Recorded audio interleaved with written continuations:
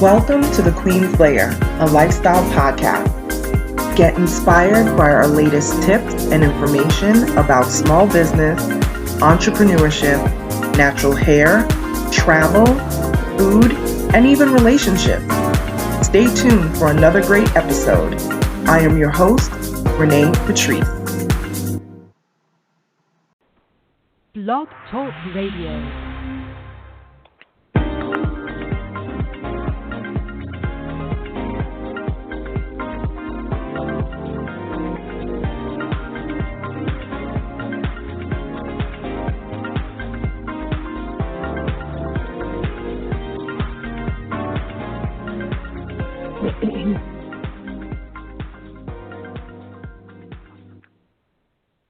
Hey everyone, this is OnyxQueen with the Queen's Lair, and this is our laid-back podcast for the company OnyxQueen Media, of which I am the CEO.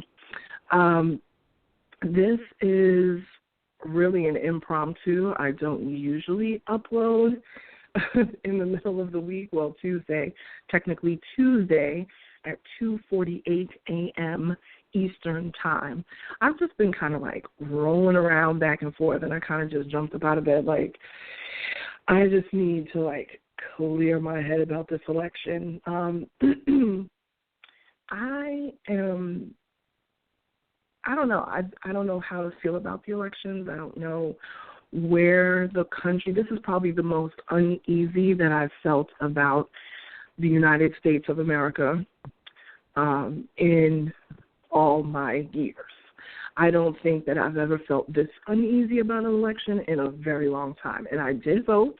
I did early voting, and I did absentee ballot, and I did get that out and away last week, and it really felt good to vote. Like, I just feel like my vote is so important. This is such an important election. We don't want to, I posted something on my Instagram recently, like, let's not set the country back 50 years, when women didn't have a voice and, couldn't vote. And I'll say this, it's very hard to understand the differences between the candidates because both candidates definitely have a lot of indiscretions, dirt, if you will. There's been a lot of mudslinging. This is probably the most mudslinging I've ever seen. And if anybody who truly knows me personally knows that I worked in government, I didn't work for the government, but I worked for a nonpartisan company and for almost 12 years. So my clients were the House members. My clients were the Senate. My clients were the embassies and Library of Congress. I was in their offices and on Capitol Hill every day with my rolling suitcase, showing them how to use, the company that I worked for at the time, their legislative tracking products. And I got to tell you, it's a different culture on the Hill when you really see how the bills come together, how people actually sit around a table and discuss how they're going to introduce bills and how they're, pulling every single type of thing out of their hat to pass certain bills. There's lobbyists on the Hill all the time who are, obviously, that's what they do. They lobby for their agenda, for their states, their districts, their cities, all these different things. There's so much to it that a lot of people, that if you've never worked on Capitol Hill or even worked for a government office, you would not understand a lot of the ramifications of decisions and things that you make. But I can say very honestly how I feel. Yes, there are many things that people may not like about, Hillary Clinton. There are many things that they can pick apart. But I will say this. Having worked in that arena for over 10 years, having someone like Donald Trump in office is a very dangerous situation. He opens the door to a lot of powder kegs and Pandora's boxes that I don't think this country is ready to really address. I think that race relations, I think people think that race relations has gotten better over the years. And let me just say this, I'm not in my 20s, I'm not in my 30s, I'm in my 40s. So I've been around for a minute. I'm not speaking from a young perspective. I'm not a Generation X or a millennial, and not that they can't speak on things, but, over 40 years in this life, and I can tell you I've seen a lot of things.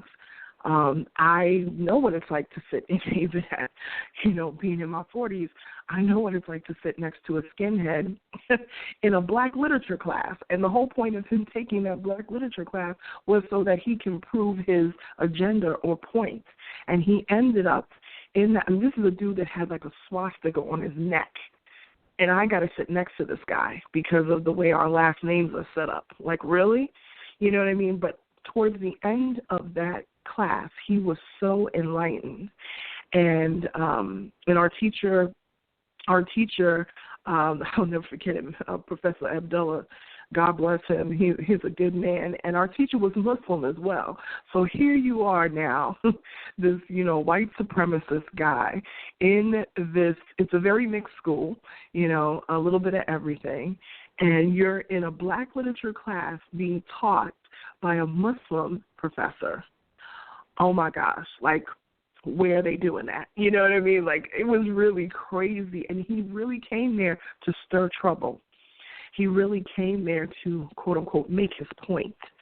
And by the time we got done with him, that class, because I would say 85% of the class was black students.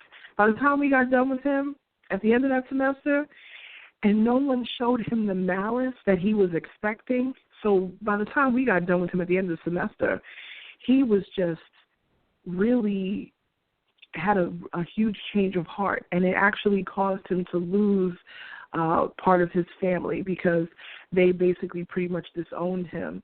He was getting his tattoos removed. By the time we were graduating, he was getting his tattoos removed. And like I said, he had a big swastika on the side of his neck. There are a lot of people who adhere to the Trump agenda.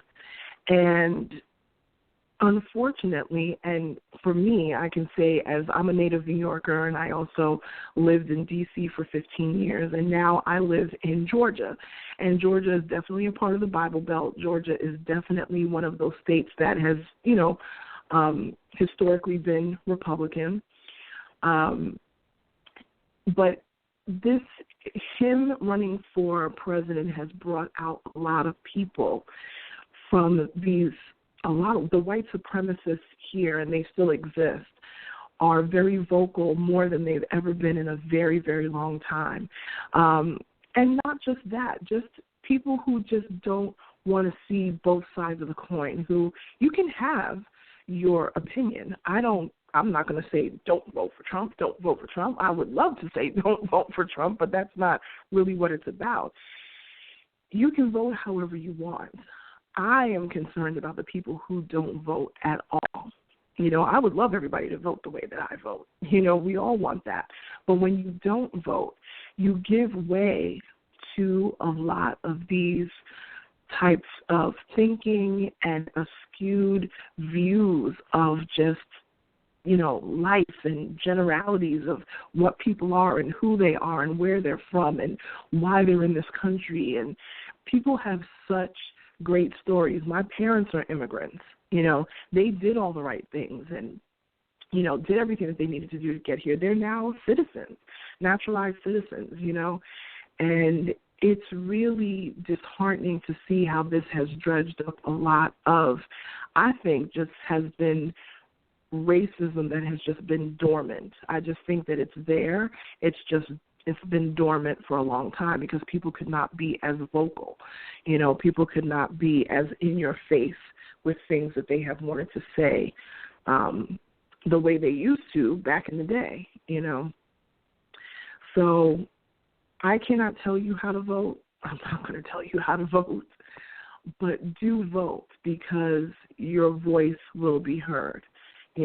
and I don't think too deeply about the election as it being rigged and all these other things. People are going to come with all their different agendas. What I'm saying to folks is vote smart.